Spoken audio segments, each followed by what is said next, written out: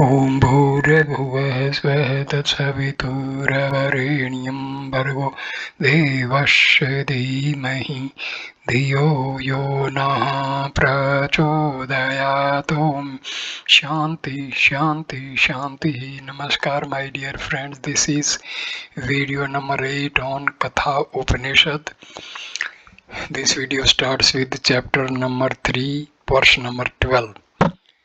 That self hidden in all beings does not shine forth, but it is seen by subtle seers through their one-pointed and subtle intellects.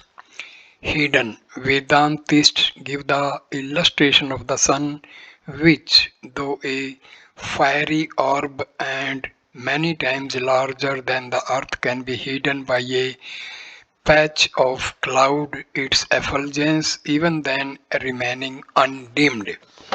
All beings, the same divine self or pure consciousness dwells in all beings. It is the body created by ignorance that accounts for the diversity beheld in the universe. Does not, etc. The self is unknown to the impure mind. That is why an ignorant person identifies himself with the body, the senses, and other material objects. Subtle seers, those who are capable of seeing the different degrees of subtlety in the various material objects described in the two preceding verses and of distinguishing them from Atma, which is the subtlest of all. One-pointed. The mind becomes one-pointed through the practice of concentration and self-control. Subtle intellects. The intellect becomes capable of subtle spiritual perception by means of constant meditation on the identity of Brahma and Atma. Every living being is in reality the Supreme Brahma, but in spite of man's being so instructed, he does not grasp the truth that he is the Supreme Self. On the contrary, without any instruction, whatever he says to himself, I am the son of such and such a person, and mistakes for Atma the aggregate of the body, the senses, and the mind, which is really non-self and is perceived as an object by the self like any other object, such as a pot or a jar. Alas, how deep, unfathomable, and inscrutable is this divine Maya, veiled by my Maya, born of the gunas. I am not revealed to all. This deluded world knows me not as the unborn and eternal.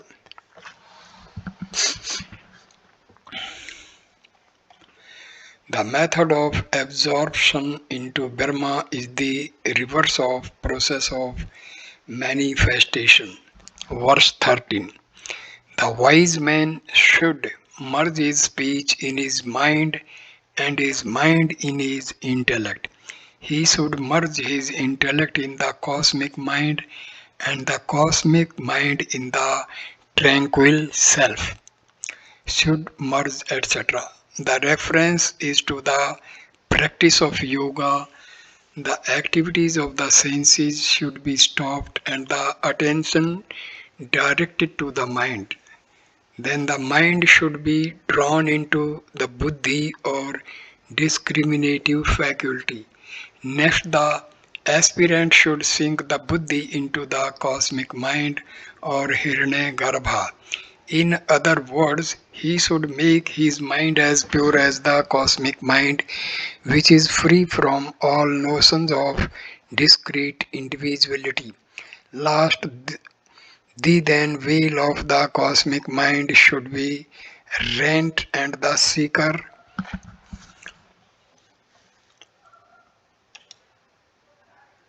should merge in the absolute, which is calm because of an utter absence of any distinction or difference either with regard to others or within itself.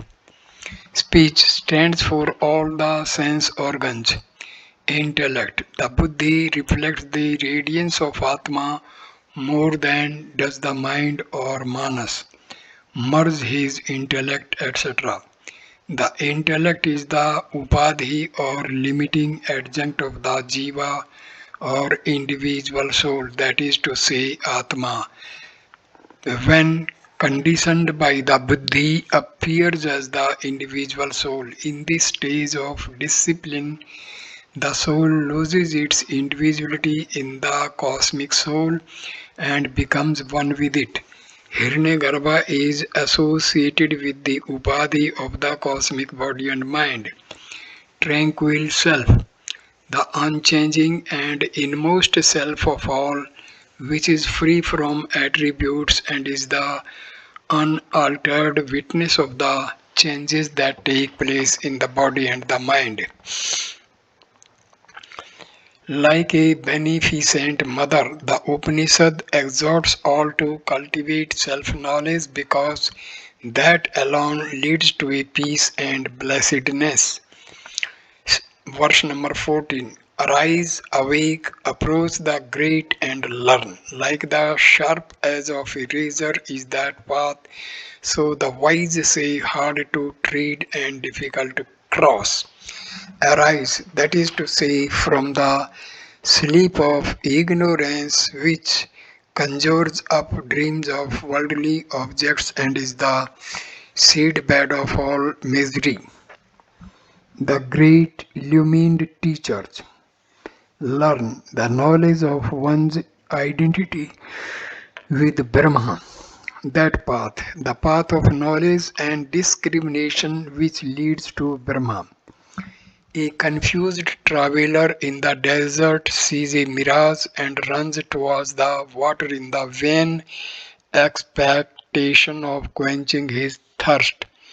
A man in darkness mistakes a rope for a snake and travels with ill-grounded fear. But when the true nature of the desert and rope is revealed by a wise person, those who were deluded no longer suffer from false expectations and fears. They regain peace of mind. Likewise, a deluded man who associates Atma with name, form, and action, and through ignorance regards it as the doer, the instrument, and the enjoyer of the fruits of action, subjects himself to false expectations and false fear and experiences endless miseries. But when, through the instruction of an illumined perceptor, he attains the knowledge of the self, he becomes free from ignorance, realizes the illusory nature of multiple objects, and enjoys peace. The path to self knowledge is extremely difficult. The aspirant is asked to practice the discipline of discrimination following the instruction of a teacher. The subtle nature of the goal. Verse 15. Having realized Atma, which is soundless, intangible, formless, undecaying, and likewise tasteless, eternal, and odorless, having realized that which is without beginning and end, beyond the great and unchanging, one is freed from the jaws of death. Soundless, etc. The attributes of sound, touch, form, taste, and smell are related to the senses. They are properties of matter, but Atma, being pure consciousness, is totally different from matter and therefore devoid of material attributes. Without beginning, that which is produced from a cause has a beginning and therefore is not eternal. Atma transcends causality and is the ultimate ground of everything. It is the all-pervading essence of everything, hence it is beginningless. Great, the cosmic mind It too is subject to change, freed, etc. That is to say, he attains immortality. The knowledge of Atma is immortality. The knower becomes Atma. Ignorance of Atma is death. For ignorance produces desire and desire impels one to action. A man is born again and again in the relative world to reap the fruit of his action. He goes through the round of births and deaths as long as he cherishes, desires, performs actions, and longs for their results. He continues to do so as long as he remains ignorant of his true nature. But when he realizes himself to be the infinite Atma, the embodiment of peace and blessedness, he then becomes free from ignorance, desire, and action, and is emancipated from death. The Upanishad extols the knowledge discussed in the present chapter. Verse number 16. The wise man who has heard and related the eternal story of Nachiketa told by death is adored in the world of Burma. Related to qualified pupils, heard from a competent perceptor. Eternal story. It is so because the Vedas are eternal. The Upanishad forms a part of the Vedas. Adored, etc. That is to say, he becomes endowed with the infinite glories of Brahma. It is a custom of the Vedic seers to end their teaching by extolling the result in order to draw the pupil's attention to them. Verse number 17. And he who, practicing self-control, recites the supreme secret in an assembly of Brahmins or at a Shraddha ceremony obtains thereby infinite rewards. Yeah, he obtains infinite rewards. Recites, that is to say, recites the text and also explains its meaning. Supreme secret. The story deals with Atma, which remains a profound secret for unillumined. Shraddha, the after-death ceremony of the Hindus in which food and drink are offered for the gratification of departed souls. It is quite appropriate that the Katha Upanishad describing the immortality and divinity of soul should be recited and explained on an occasion of this kind. Here ends chapter 3 of part 1 of the Katha Upanishad.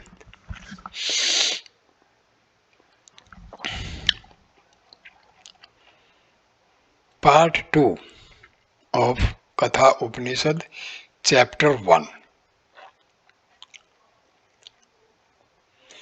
Yama said, the self-existent Supreme Lord inflicted an injury upon the sense organs in creating them with outgoing tendencies. Therefore, a man perceives only outer objects with them and not the inner self, but a calm person wishing for immortality beholds the inner self with his eyes closed.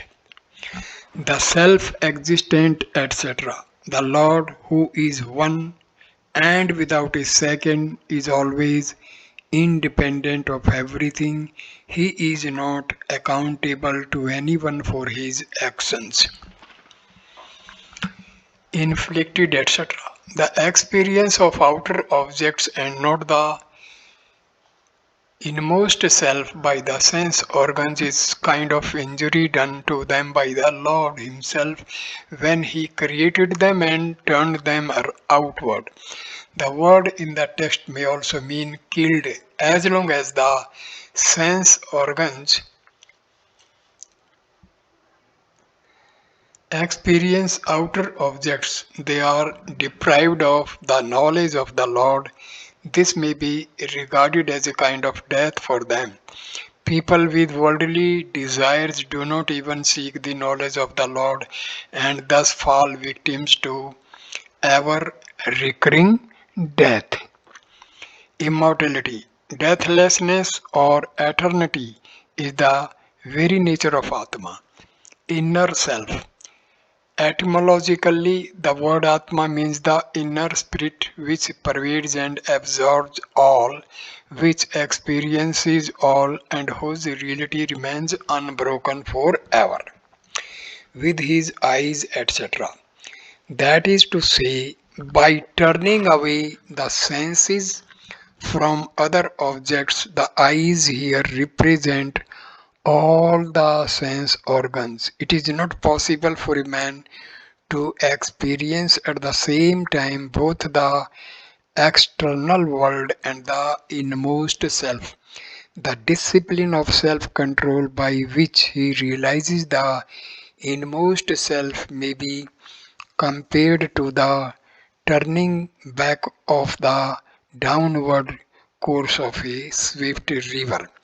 It has been stated in the previous section that the self hidden in all beings does not manifest itself and is seen only through the one pointed mind of an illumined seer.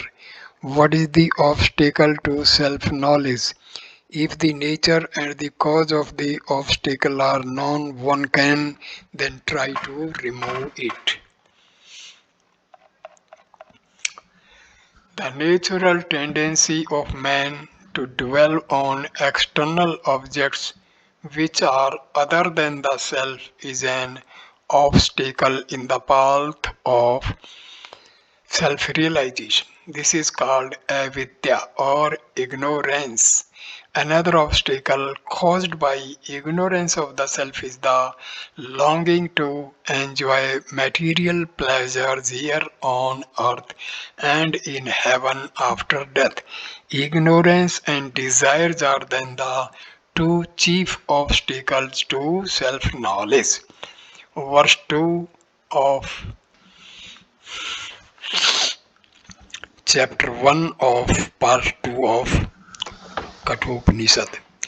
Children pursue outer pleasures and fall into the net of widespread death, but calm souls, having known what is unshakable immortality, do not covet any uncertain thing in this world. Children, that is to say, men with undeveloped intellect, clouded vision, and a craving for material pleasures. Net, which entangles ignorant souls in its masses of repeated births and makes them victims of sickness, old age, and death. Widespread death. No one identified with the body can ever escape death. It is the certain end of all creatures who live under the spell of ignorance, cherishing selfish desires and working only for the fulfillment of these desires. Immortality, uninterrupted awareness of the inmost self which remains unaffected by the law of karma. The self does not expand by good action, nor does it contract by evil action. The self knowledge alone is secure and unchangeable immortality. The relative immortality enjoyed by the gods comes to an end in course of time. Do not covet, that is to say, they do not seek immortality in the perishable universe through progeny, wealth, or life in heaven. They renounce all desire for these transitory things. The knowledge of the self alone makes one immortal. An illumined person, even though enjoying the longest life on earth, remains a victim of death. How can one realize that knowing which the wise do not covet any worldly object? So I conclude this video here. Next video will start with verse number 3 of chapter 1 and part 2 of Katha Upanishad. Thank you for watching this video. Please like, comment and share the video and subscribe the channel. Namaskar, my dear friends.